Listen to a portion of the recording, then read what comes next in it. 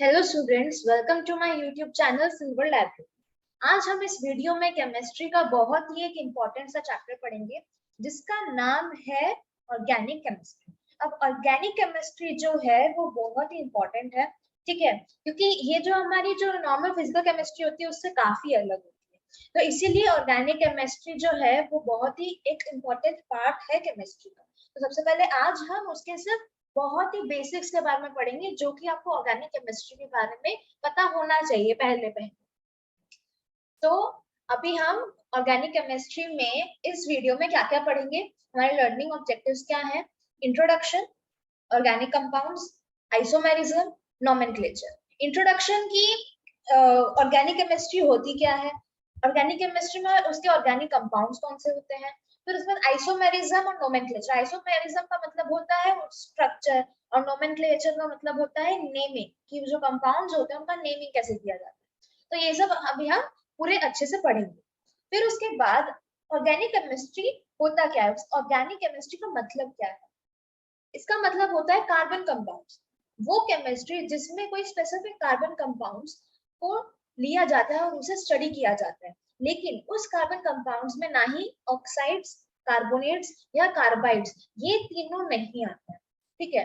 वो organic chemistry के जो कंपाउंड्स होते हैं वो हमेशा कंपाउंड्स उनमें कार्बन और हाइड्रोजन ही प्रेजेंट होता है, जिसको हम बोलते हैं हाइड्रोकार्बन्स। ये बहुत ही इंपॉर्टेंट है। इसमें जनरल क्वेश्चन आता है कि what do you mean by hydrocarbons. तो हाइड्रोकार्बन्स वो ऑर्गेनिक कंपाउंड्स है जिनमें सिर्फ carbon and hydrogen he present है, ठीक है। ये था हमारा ऑर्गेनिक केमिस्ट्री का मतलब। फिर हाइड्रोकार्बन्स जो होते हैं उनमें एग्जांपल्स भी है, जैसे कि मीथेन, मीथेन, मिथाइल, ये सब हम आगे जाके पढ़ेंगे कि ये सब क्या है। फिर उसके बाद ये जो होते हैं ऑर्गेनिक कंपाउंड्स, ज्यादातर हमें कहाँ देखने को मिलता है, carbohydrates, dyes, clothes, fuels and medicine, और ऐसे बहुत सारे चीजें हैं जिनमें हमें कार्बन कंपाउंड्स देखने को मिलते हैं, ठीक है। ये था हमारा ऑर्गेनिक कंपाउंड। फिर उसके बाद टेट्रावैलेंसी क्या होती है। टेट्रावैलेंसी बहुत एक इम्पोर्टेंट टर्म है इस चैप्टर में, क्योंकि टेट्रावैलेंसी से ही हम हमारा जो बेस है वो क्लियर होगा अच्छे से। टेट्रावैलेंसी का मतलब होता है 4 वैलेंस इलेक्ट्रॉन्स। अब हमें पता है कि कार्बन के 4 वैलेंस इलेक्ट्रॉन्स होते हैं, ठीक है, जिसके वजह से वो क्या करता है कि वो 4 कोवैलेंट बॉन्ड्स बनाता है, ठीक है। मतलब कोवैलेंट बॉन्ड मतलब कि वो अपने इलेक्ट्रॉन शेयर करता है दूसरे एटम्स के साथ, इसीलिए इसको हम बोलते हैं टेट्रावैलेंट। कार्बन को हम बोलते हैं टेट्रावैलेंट। टेट्रा का मतलब होता है 4 और वैलेंट का मतलब होता है वैलेंस इलेक्ट्रॉन। तो इसीलिए कार्बन जो है वो टेट्रावैलेंसी शो करता है, क्योंकि उसके 4 वैलेंस इलेक्ट्रॉन्स होते हैं, जिसकी वजह से वो 4 कोवैलेंट बॉन्ड्स फॉर्म करता है म्यूचुअली शेयरिंग से, जिससे वो दूसरे एटम्स के साथ 4 इलेक्ट्रॉन्स शेयर करता है, इसीलिए इसको हम बोलते हैं टेट्रावैलेंट, ठीक है। ये टेट्रावैलेंसी का मतलब समझ में आ गया। अब आता है कैटेनेशन। कैटेनेशन में क्या मतलब होता है, ये आपने पहली बार न्यू टर्म सुना होगा इसमें।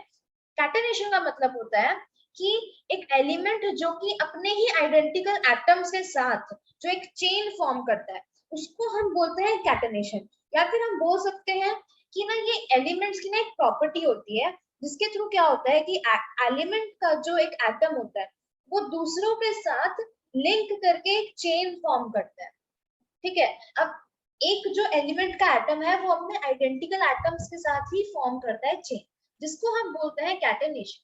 कैटेनेशन क्या है ना, इस ये एक प्रॉपर्टी है, एलिमेंट का एक प्रॉपर्टी है जिसमें क्या होता है कि उसका एक एटम दूसरे आइडेंटिकल एटम्स के साथ चेन्स फॉर्म करता है, जिसको हम बोलते हैं कैटेनेशन, ठीक है।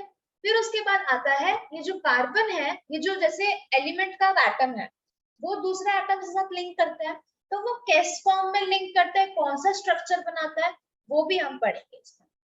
वो 3 टाइप के चेन्स बनाता है, एक होता है स्ट्रेट चेन, एक होता है ब्रांच्ड चेन और एक होता है क्लोज्ड चेन। अब जैसे कि यहाँ पर आप देख सकते हैं कि ये जो स्ट्रेट चेन है, ठीक है, यहाँ पर ये कार्बन के एटम्स हैं, ठीक है। आप ये देख सकते हैं कि सारे जो भी है वो टेट्रावैलेंस ही है, क्योंकि ये जो जैसे कि फर्स्ट कार्बन है, ठीक है, ये एक हाइड्रोजन से हुआ है, यहाँ पर ये एक हाइड्रोजन से, यहाँ पर एक बॉन्ड और यहाँ पर एक बॉन्ड, तो ये 4 हो गया, ठीक है। ये 4 इलेक्ट्रॉन शेयर कर रहा है, म्यूचुअल शेयरिंग कर रहा है हाइड्रोजन के साथ, तो इसलिए ये पूरा सेटिस्फाइड है और इसको हम इसलिए हम बोलते हैं टेट्रावैलेंट। यहाँ पर भी ये 4 बॉन्ड्स फॉर्म कर रहा है, ठीक है। तो ये जितने भी सारे कार्बन्स होते हैं ना, हमें ये हमेशा याद रखना है कि कार्बन्स जो जितने भी हैं वो हमेशा टेट्रावैलेंसी शो करने चाहिए, और उसके जितने भी बॉन्ड है वो सारे हाइड्रोजन के साथ लिंक होने चाहिए, ठीक है। क्योंकि बहुत बहुत बार क्या होता है कि हम जब कंपाउंड्स फॉर्म करते हैं ना, तो हम बॉन्ड तो लगा देते हैं लेकिन हम हाइड्रोजन लिखना भूल जाते हैं, तो वहां पे वो गलत हो सकता है। इसीलिए हमेशा याद रखिएगा कि ये जो बॉन्ड के बाद ये हाइड्रोजन यहाँ पर लिखना बहुत जरूरी है, ठीक है। इसको हम बोलते हैं स्ट्रेट चेन, क्योंकि ये देखिए स्ट्रेट में जा रहा है। ब्रांच चेन क्या होता है कि ना ये मिडिल से और एक ये ब्रांच और एक चेन निकालना स्टार्ट कर देगा, ठीक है। ये स्ट्रेट भी है लेकिन बीच में से जब ये और एक चेन स्टार्ट कर देता है उसको हम बोलते हैं ब्रांच चेन, और क्लोज चेन में ये ऐसा एक स्ट्रक्चर फॉर्म करता है, ठीक है। ज्यादातर हम अभी स्ट्रेट एंड ब्रांच के बारे में पढ़ेंगे आगे जाकर। फिर उसके बाद आता है ऑर्गेनिक कंपाउंड्स। ऑर्गेनिक कंपाउंड्स में ज्यादातर हम सबसे पहले पढ़ेंगे कि ये होता, एक तो ये होता है कि इनमें बहुत ही फ्यू एलिमेंट्स होते हैं ऑर्गेनिक कंपाउंड्स में, ठीक है। ज्यादातर कार्बन, हाइड्रोजन, ऑक्सीजन भी प्रेजेंट होता है, ठीक है। और ज्यादातर क्लोरीन, फ्लोरीन, ब्रोमीन, आयोडीन, ये सभी ऑर्गेनिक कंपाउंड्स में प्रेजेंट होते हैं। लेकिन ये तो है ऑर्गेनिक कंपाउंड्स। अब हम इनऑर्गेनिक कंपाउंड्स क्या होता है? इनऑर्गेनिक कंपाउंड मतलब कि सारे एलिमेंट्स एक्सेप्ट दोज, जैसे कि कार्बन, हाइड्रोजन, ऑक्सीजन, ठीक है। जिनके जो कंपाउंड्स होते हैं उनको हम बोलते हैं ऑर्गेनिक कंपाउंड्स। वैसे ही अब ऑर्गेनिक कंपाउंड्स क्या होता है कि वो कोवैलेंट बॉन्ड फॉर्म करते हैं, लेकिन इनऑर्गेनिक क्या है कि वो आयोनिक बॉन्ड फॉर्म करते हैं, ठीक है। तो ये 2-3 डिफरेंस आपको अपने दिमाग में रखना है, ठीक है। इससे आपको बहुत आसानी होगी आंसर्स लिखने में। फिर उसके बाद अभी हम पढ़ेंगे कि ऑर्गेनिक कंपाउंड जो हैं उनको क्लासिफाई किया गया है, ठीक है। और वो क्लासिफाई कैसे किया गया है? होमोलोगस सीरीज की वजह से। अब होमोलोगस सीरीज एक टर्म है, बहुत ही इंपॉर्टेंट टर्म है, जिसका मतलब होता है कि रेगुलर स्ट्रक्चरल पैटर्न। इसका क्या मतलब है कि होमोलोगस सीरीज एक ग्रुप होता है, कार्बन कंपाउंड का जो ग्रुप होता है उसमें एक उसका जनरल फॉर्मूला भी होता है और सेम फंक्शनल ग्रुप भी होता है, इसलिए हम उसको बोलते हैं होमोलोगस सीरीज। तो इसके जनरल कैरेक्टरिस्टिक्स क्या होते हैं ये जो होमोलोगस सीरीज के, कि एक तो एलिमेंट्स और फंक्शनल ग्रुप इनका सेम रहता है, ठीक है। फिर उसके बाद जनरल मॉलिक्यूलर फॉर्मूला जो होता है इनका वो भी सेम रहता है। जो केमिकल प्रॉपर्टीज होती है वो भी सेम होती है, और जो फिजिकल प्रॉपर्टीज होती है वो इंक्रीज होती जाती है down the series. Down the series मतलब अगर आपने पीरियोडिक टेबल समझ रखा है तो आपको बहुत ही आसानी से समझ में आ जाए, ठीक है। अभी होमोलोगस सीरीज हम पढ़ते क्यों? क्योंकि ये जो है ऑर्गेनिक कंपाउंड्स को स्टडी करने में बहुत ही हेल्प करता है, बहुत एक सिस्टमैटिक वे में हमें ये हेल्प करता है ऑर्गेनिक कंपाउंड्स को स्टडी करने, ठीक है। अब होमोलोगस सीरीज जो होते हैं वो मैंने अभी बताया कि ऑर्गेनिक कंपाउंड जो है वो क्लासिफाई किए गए हैं, ठीक है। वो कैसे किए गए हैं? यहाँ पर ये हाइड्रोकार्बन्स जो होते हैं, हाइड्रोकार्बन्स मतलब ऑर्गेनिक कंपाउंड्स, ये 2 ब्रांचेस में डिवाइड हुए हैं। एक है एलिफैटिक और एक है एरोमेटिक। हम अभी सिर्फ एलिफैटिक के बारे में पढ़ेंगे। एलिफैटिक मतलब कि इसमें ओपन चेन ऑर्गेनिक कंपाउंड्स होते हैं जिसमें सिर्फ कार्बन एंड हाइड्रोजन प्रेजेंट होता है, ठीक है। और इसमें क्या क्या, ये एलिफैटिक में भी 3 तो डिवाइड हुए हैं, एक है एल्केन्स, अल्कीन्स, एल्काइन्स, ठीक है। अब इन तीनों के बारे में ही हम अभी पढ़ेंगे, ठीक है। एरोमेटिक और जो एरीन्स है वो आगे जाके पढ़ेंगे, वो आपके हायर स्टडीज के लिए। तो अल्केन्स क्या होता है? अल्केन्स जो होता है उनमें सिंगल कोवैलेंट बॉन्ड होता है। सिंगल कोवैलेंट बॉन्ड मतलब कि जब हम कार्बन टू हाइड्रोजन जब हम बॉन्ड फॉर्म करते हैं तो हम एक ही बॉन्ड लगाते हैं, ठीक है। इसलिए हम इसको बोलते हैं सिंगल बॉन्ड, इसमें सिर्फ एक ही बॉन्ड प्रेजेंट होता है। और ये इसलिए इसको हम बोलते हैं सैचुरेटेड हाइड्रोकार्बन्स। एक हाइड्रोकार्बन्स जो होते हैं वो एक सैचुरेटेड होता है और एक अनसैचुरेटेड होता है। सैचुरेटेड का मतलब होता है कि वो कार्बन एटम्स जो कि सिंगल कोवैलेंट बॉन्ड से ही लिंक करते हैं। अनसैचुरेटेड मतलब कि डबल या ट्रिपल कोवैलेंट बॉन्ड से लिंक करते हैं दूसरे एटम से, ठीक है। फिर एल्केन्स में क्या होता है? एल्केन्स जो है वो है सैचुरेटेड एलिफैटिक हाइड्रोकार्बन, इसमें सिर्फ सिंगल बॉन्ड प्रेजेंट होता है। और इसका जनरल फॉर्मूला क्या है एल्केन्स का? CnH2n+2, ठीक है, ये है जनरल फॉर्मूला जिससे हम अपना क्या बोलते हैं ऑर्गेनिक कंपाउंड्स को हम निकाल सकते हैं, जहां पर n जो होता है वो एक इंटीजर होता है। फॉर एग्जांपल अगर हमने n1 लिया, ठीक है, तो C1H2 + 2 तो हमारा क्या बना CH4। तो यहाँ पर मैंने ये टेबल दिया है अल्केन्स मॉलिक्यूलर फॉर्मूला और उनका IUPAC नेम। IUPAC नेम हम आगे जाके समझेंगे कि IUPAC नेम क्या होता है। CH4 किसका फॉर्मूला है? मीथेन का। Methane, ethane, propane, butane, pentane, ये सारा आपको याद रखना।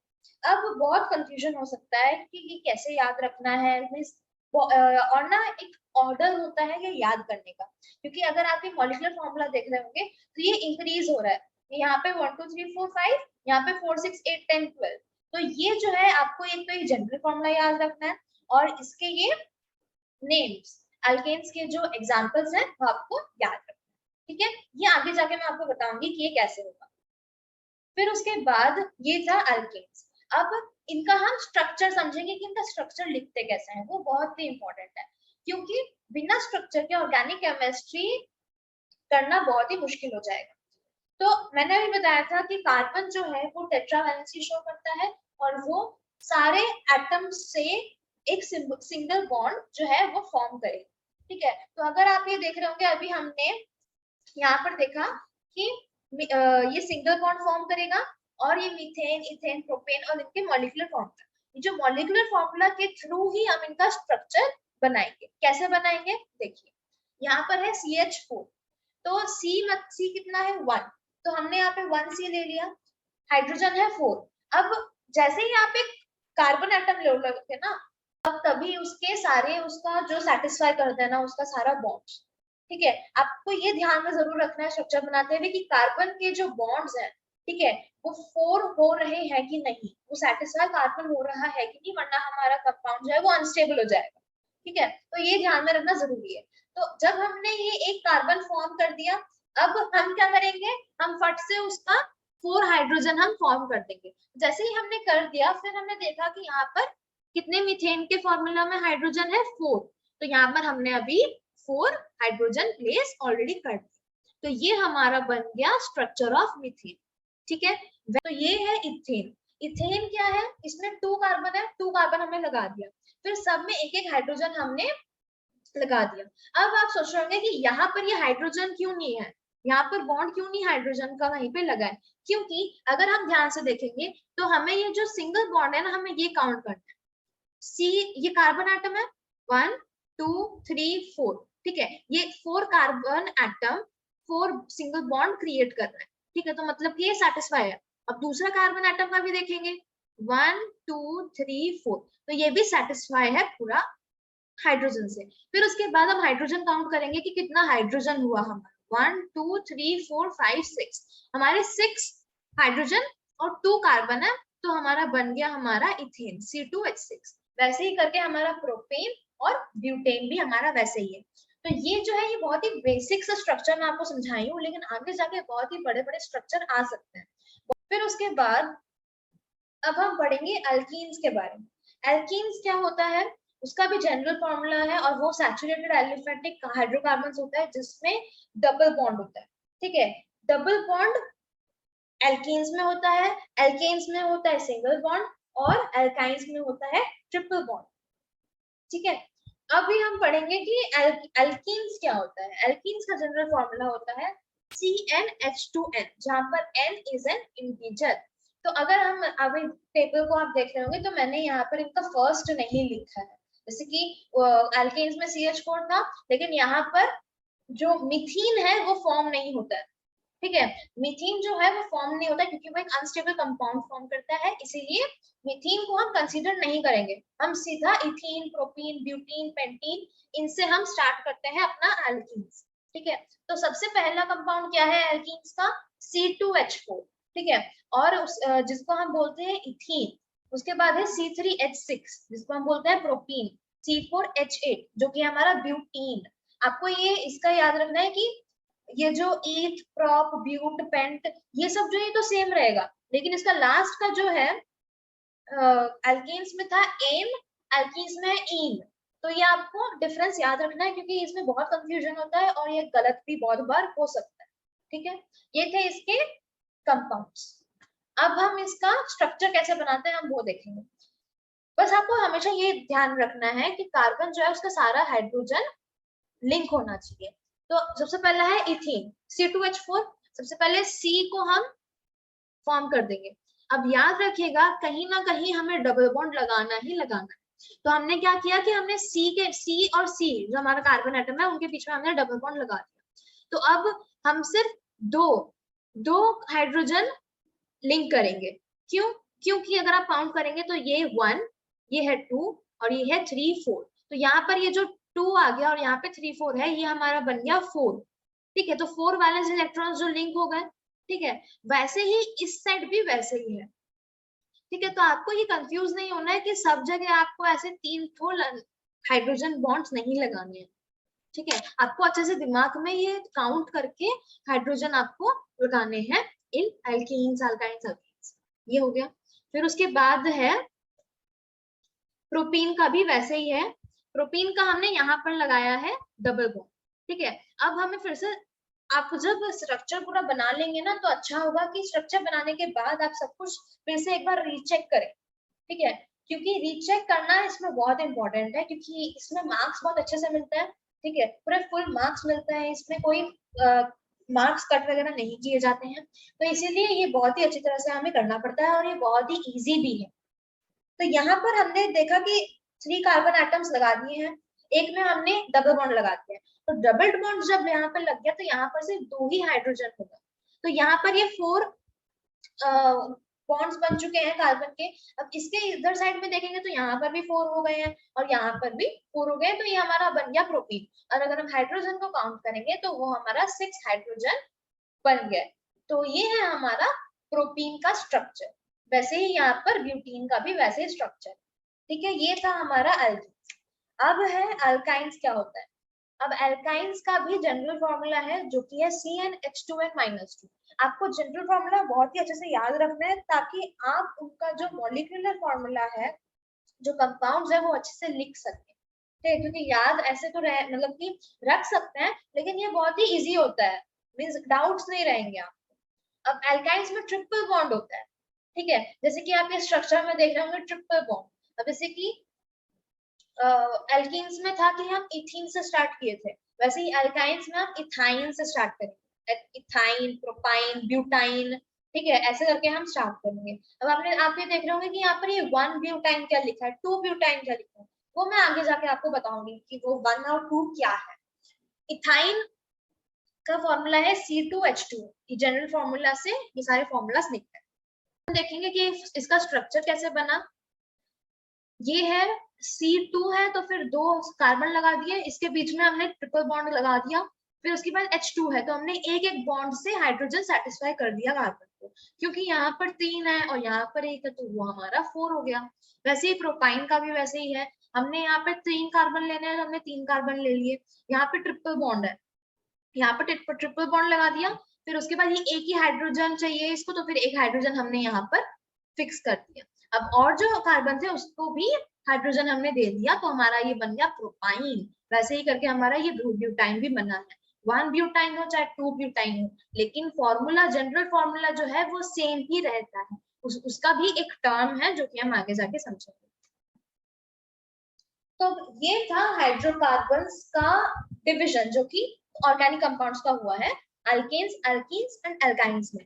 अब अल्काइल ग्रुप क्या होता है। अल्काइल ग्रुप जो है ये बहुत ही एक इम्पोर्टेंट टर्म है जिसके थ्रू आप बहुत सारे स्ट्रक्चर्स फॉर्म कर सकते हैं। ठीक है, ये अल्काइल ग्रुप जो है ये ज्यादातर अल्केन्स से रिलेटेड है। अल्केन्स का जो चेन्स है उनसे रिलेटेड है अल्काइल। अल्काइल ग्रुप क्या होता है, वो ये ग्रुप जो होता है वो एक कंपाउंड भी हम बोल सकते हैं। इसमें क्या होता है कि एक जो अल्केन का चेन है, या फिर हम बोल सकते हैं मीथेन, चलो ले लेते हैं, उसमें से एक हाइड्रोजन निकाल देंगे तो वो बन गया हमारा अल्काइल ग्रुप। लेकिन वो उसको हम प्रोनाउंस कैसे करेंगे, मिथाइल। जैसे कि यहाँ पर ये टेबल में लिखा है मीथेन, मीथेन का जनरल फॉर्मूला CH4 होता है, लेकिन हम उसमें से एक हाइड्रोजन अगर निकाल देंगे तो क्या हो जाएगा, CH3 हो जाएगा। ठीक है, CH3 हो गया। तो वो अब क्या बन गया, मिथाइल। ठीक है, वैसे ही इथेन है, C2H6 है, अब अगर उसका एक हाइड्रोजन हम निकाल देंगे तो क्या हो गया, C2H5, इसलिए उसको अब हम बोलेंगे इथाइल।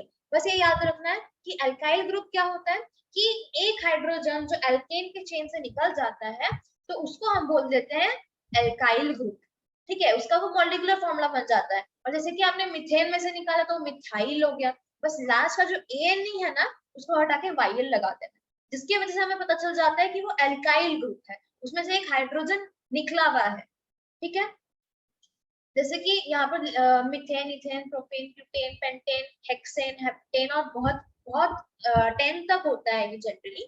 ठीक है, लेकिन हम ज्यादातर हेक्सेन या फिर हेप्टेन तक ही पढ़ते हैं, क्वेश्चंस भी इधर तक ही आते हैं। ठीक है, ये था एल्काइल ग्रुप। के बाद फंक्शनल ग्रुप क्या होता है, अब ये सारे जो एल्काइल ग्रुप, फंक्शनल ग्रुप, ये कंपाउंड्स ही हैं। ठीक है, ये सारे जो कंपाउंड्स हैं ये ऑर्गेनिक कंपाउंड्स के अंडर ही आते हैं। फंक्शनल ग्रुप क्या होता है कि इसमें प्रीफिक्स या सफिक्स का है। ठीक है, जो हमारा जो एल्केन्स एल्कीन्स जो भी है, ठीक है, उनमें जब एक हाइड्रोजन हटके, ठीक है, कोई एक सफिक्स लग जाता है, ठीक है, उसको हम बोलते हैं फंक्शनल ग्रुप। जैसे कि यहाँ पर एक है अल्कोहल, हम देखेंगे सबसे पहले, उसका सफिक्स क्या है, OL, मतलब कि एक कोई भी एक हाइड्रोजन को निकाल के हम OL फिट करेंगे। ठीक है, तो यहाँ पर हमने प्रोपानॉल हो गया। ठीक है, ये OL जो है ये इसका नाम के साथ वो फिक्स करेंगे जो कि है प्रोपानॉल। ठीक है, ये प्रोपेन है तो फिर उसको उसके साथ हम अल्कोहल, एक अल्कोहल कंपाउंड, ठीक है, या फिर एक अल्कोहल एलिमेंट हम या फिर अल्कोहल फंक्शनल ग्रुप ऐड करते हैं तो वो बन जाता है प्रोपानॉल। ठीक है, तो अल्कोहल हम कहाँ करेंगे, यहाँ पर आपको स्ट्रक्चर दिख रहा होगा, OH, अल्कोहल मतलब OH। तो वैसे ही आपको याद करना है कि अगर अल्कोहल है तो OH है, एल्डिहाइड का है आल, मतलब कि प्रोपानाल हो जाएगा वो, और यहाँ पर सिर्फ O लगता है। ठीक है, तो double bond O। Ketone, ketone का क्या लगता है, ONE लग जाता है तो प्रोपानॉन हो गया। इसका क्या है, C डबल बॉन्ड O। ये आपको ऐसे याद रखना पड़ेगा, ये फंक्शनल ग्रुप बहुत ही इंपॉर्टेंट होता है। ठीक है, वैसे ही एल्कीन्स में ये प्रोपीन, प्रोपाइन, ये सब जैसे है वैसे ही कार्बो, ये ओइक एसिड और कीटोन, एल्डिहाइड, अल्कोहल, ये सब भी वैसे ही है। ठीक है, बस ये हमें सफिक्स जो है ये हमें चेंज करना होता है और उनका जो फॉर्मूला होता है हमें वो फिट करना होता है। जैसे कि कार्बोक्सिलिक एसिड है, उसका क्या फॉर्मूला है, COOH, तो हम उसको कैसे भी फिट कर सकते हैं, जैसे कि यहाँ पर C डबल बॉन्ड O है, ठीक है, उसको हम यहाँ पे COH भी लिख सकते हैं डायरेक्ट, या फिर हम उसे ऐसे ब्रेक करके भी लिख सकते हैं। तो ये हमारा बन गया प्रोपानोइक एसिड। ठीक है, तो ये था हमारा फंक्शनल ग्रुप। अब आता है आइसोमेरिज्म। आइसोमेरिज्म एक बहुत ही इंपॉर्टेंट टर्म है। आइसोमेरिज्म का मतलब होता है कि वो कंपाउंड्स जिनके मॉलिक्यूलर फॉर्मूला सेम होता है लेकिन स्ट्रक्चरल फॉर्मूला डिफरेंट होता है।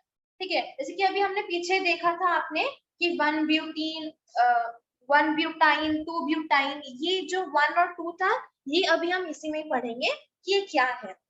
आपने देखा था कि उनका जो मॉलिक्यूलर फॉर्मूला था वो सेम था लेकिन स्ट्रक्चर अलग था, just because of that 1 and 2। अब वो कैसे हुआ, 1 ब्यूटाइन, 2 ब्यूटाइन थे, इसको हम बोलते हैं आइसोमर्स। ठीक है, वो कंपाउंड जिनके मॉलिक्यूलर फॉर्मूला सेम होते हैं बट स्ट्रक्चरल फॉर्मूला डिफरेंट होता है उनको हम बोलते हैं आइसोमर्स। लेकिन ये जो फेनोमेनन है उसको हम बोलते हैं आइसोमेरिज्म। अब इसके एग्जांपल्स क्या है, फॉर एग्जांपल्स इथानॉल। ठीक है, इथानॉल मतलब कि इथेन प्लस अल्कोहल जो कि है OL। ठीक है, इसलिए ये बन गया है इथानॉल। अब इथानॉल और डाइमिथाइल ईथर ये दोनों है एक दूसरे के आइसोमर्स। ठीक है, अगर आप ये देख रहे होंगे कि दोनों का मॉलिक्यूलर फॉर्मूला है C2H6O, लेकिन उनका स्ट्रक्चरल फॉर्मूला डिफरेंट है। क्यों, ये देखिए आप यहाँ पर ये OH जो है यहाँ पर लग रहा है और O जो है यहाँ पर ये बीच में लग रहा है, तो दोनों का स्ट्रक्चर डिफरेंट है लेकिन मॉलिक्यूलर फॉर्मूला जो है वो सेम है, इसीलिए इसको हम बोलते हैं आइसोमर्स, और इस फेनोमेनन का नाम है आइसोमेरिज्म। ठीक है, बहुत सारे ऐसे कंपाउंड हैं जैसे कि पेंटेन का, पेंटेन के 2 आइसोमर्स है, आइसोपेंटेन, नियोपेंटेन। ठीक है, ये तीनों जो है एक दूसरे के आइसोमर है। वैसे ही इन तीनों का जो मॉलिक्यूलर फॉर्मूला है वो C5H12 है, लेकिन स्ट्रक्चरल फॉर्मूला डिफरेंट है। तो ये इसको हम बोलते हैं आइसोमेरिज्म, ठीक है। अब ये नोमेनक्लेचर आया main part of organic chemistry, ज्यादातर यही ऑर्गेनिक केमिस्ट्री का पूरा बेस है, ठीक है। नोमेनक्लेचर को हम बोलते हैं आईयूपीएसी सिस्टम। आईयूपीएसी सिस्टम मतलब कि वो कंपाउंड, ये एक मेथड है, method of naming organic compounds, ठीक है, जिसको हम बोलते हैं international union of pure and applied chemistry, जो कि है आईयूपीएसी सिस्टम, ठीक है। आईयूपीएसी सिस्टम एक रूल्स निकाले हैं जिसकी वजह से हम नोमेनक्लेचर करते हैं ऑर्गेनिक कंपाउंड्स का, मतलब ऑर्गेनिक केमिकल कंपाउंड्स का हम नेमिंग करते हैं through the rules written by IUPAC system. तो पहला रूल क्या, ये आपको याद रखना है ज्यादातर कि जो हमारा बनता है इसमें हम समझेंगे कंपाउंड का नाम कैसे बनता है, ठीक है। तो उसके लिए हम सबसे पहले रूट वर्ड लगाएंगे, फिर प्राइमरी सफिक्स, फिर सेकेंडरी सफिक्स और फिर उसके बाद प्रीफिक्स, ठीक है। ये चारों फॉर्म में हमारा एक कंपाउंड का नाम बनता है। अब रूट वर्ड्स क्या होते हैं, मीथ, ईथ, प्रोप, ब्यूट, जैसे कि हमने पहले अभी पढ़ा था methane, propane, ethane, butane, butyne, propyne, Mithi, ethene, protein, ये सब जितने भी हैं ये कैसे बने, क्योंकि सबसे पहले उनका रूट वर्ड लगा है। आपको सबसे पहले रूट वर्ड याद करना है। अगर कार्बन के एटम है 3, ठीक है, तो वो क्या है, प्रोप। अगर वो 4 है तो वो है ब्यूट, अगर 2 है तो वो ईथ, 1 है तो मीथ। आपको ऐसे याद रखना है कि meth, eth, prop, but, pent, hex, hep, 7 तक, ठीक है। तो ये रूट वर्ड्स आपको याद रखनी है। अब ये जब आप meth, eth, prop, but, pent, hex और हेप आप याद करोगे, उसके साथ नंबर भी आपको याद हो गए। मेरी सफिक्स मतलब एन, इन, आइन। अगर कार्बन चेन में अगर आपने देखा कि अगर सिंगल बॉन्ड है तो मतलब कि वो एन है, बल्कि वो अल्केन है, ठीक है। अगर डबल बॉन्ड है तो वो है इन, अल्कीन। और अगर ट्रिपल बॉन्ड है तो वो है अल्काइन, मतलब कि जो हमारा प्राइमरी सफिक्स क्या होता है, रूट वर्ड के बाद हमारा लगता है प्राइमरी सफिक्स, उसमें अगर वो सिंगल बॉन्ड हुआ तो हमारा बन गया, और 1 कार्बन एटम है तो बन गया मीथेन। अगर वो 2 कार्बन एटम है तो बन गया मिथीन, जो कि नहीं फॉर्म होता है, वो एक अनस्टेबल कंपाउंड फॉर्म करता है, इसलिए मिथीन या मिथाइन फॉर्म नहीं करता है, ठीक है। इसके लिए हम लेंगे ईथ। अगर कार्बन एटम 2 है तो वो हमारा हो गया ईथ, अगर 2 डबल बॉन्ड है तो वो बन गया इथीन, अगर ट्रिपल बॉन्ड है तो बन गया इथाइन, ठीक है। आपको ये root words, primary suffix, secondary suffix और प्रीफिक्स ये बहुत ही इंपॉर्टेंट है, आपको ये सबसे पहले ये ऑर्डर याद करना है। तो सेकेंडरी सफिक्स में आता है हमारा फंक्शनल ग्रुप, ठीक है। फंक्शनल ग्रुप या तो एल्काइल ग्रुप, फंक्शनल ग्रुप और एल्काइल ग्रुप मैंने अभी जो पढ़ाया था वो ही है, ठीक है। इसमें वही सेकेंडरी सफिक्स क्या होता है कि अगर COH है मतलब कि हमारा ये है कार्बोक्सिलिक एसिड, इसलिए उसका क्या लगता है सफिक्स, वो IC एसिड, ओइक एसिड। अगर हमारा जो कंपाउंड है उसमें CHO प्रेजेंट है मतलब कि आर लग जाएगा, ठीक है। अगर OH प्रेजेंट है तो ऑल लग जाएगा। ये सारा है सेकेंडरी सफिक्स, जो कि आता है प्राइमरी सफिक्स के बाद। अब प्रीफिक्स क्या होता है, प्रीफिक्स से हमें ये पता चलता है कि साइड चेन्स जो सब्स्टिट्यूएंट्स हैं या फिर जो फंक्शनल ग्रुप्स हैं उन सब के बारे में हमें पता चलता है, वो हम यहाँ पढ़ेंगे। अभी हम इसमें पढ़ेंगे कि ऑर्गेनिक कंपाउंड जो होता है उसका नेमिंग कैसे करते हैं, मतलब कि नोमेनक्लेचर कैसे करते हैं। हमने देख लिया कि प्रीफिक्स क्या होता है, रूट वर्ड क्या होता है, सफिक्स क्या होता है। अब उन सबको एक साथ मिला के हम ऑर्गेनिक कंपाउंड जो होता है उसका नेमिंग कैसे करते हैं। तो सबसे पहले हमें ये देखना होता है कि जो कार्बन एटम्स होते हैं चेन में, ठीक है, उनमें से लार्जेस्ट या फिर हम बोल सकते हैं लॉन्गेस्ट कार्बन एटम का जो पेरेंट चेन है वो कौन सा है, ठीक है। और हमेशा ये ध्यान में रखना है कि हमेशा जो कार्बन एटम्स जो भी सब्स्टिट्यूएंट कैरी करेगा, सब्स्टिट्यूएंट मतलब कोई फंक्शनल ग्रुप, कोई अल्काइल ग्रुप, इसको हम बोलते हैं सब्स्टिट्यूएंट।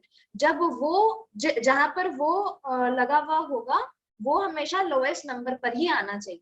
जैसे कि यहाँ पर एग्जाम्पल में दे रखा है CH3, CH2, CH3, ठीक है। तो हम पहले काउंट करके देखेंगे लेफ्ट से राइट से, ठीक है। सबसे पहले लेफ्ट से अगर काउंट करेंगे यहाँ पर आएगा 1 2 3 4, ठीक है। तो हमने क्या देखा कि CH3 जो है ये हमारा क्या है, एल्काइल ग्रुप है। ये कौन से पोजीशन पे आ रहा है, 3 पोजीशन पे। अब हम देखेंगे राइट से 1 2 3 4, लेकिन राइट पोजीशन से CH3 जो हमारा सब्स्टिट्यूएंट है वो आ रहा है सेकंड पोजीशन पे। तो इसलिए सेकंड पोजीशन जो है वो लोएस्ट पॉसिबल नंबर है, इसीलिए हम राइट साइड से काउंटिंग करेंगे।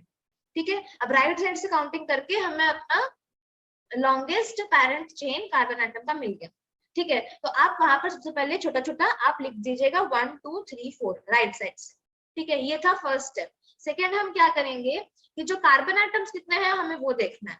ठीक है, कार्बन एटम्स इसमें कितना है 1 2 3 4।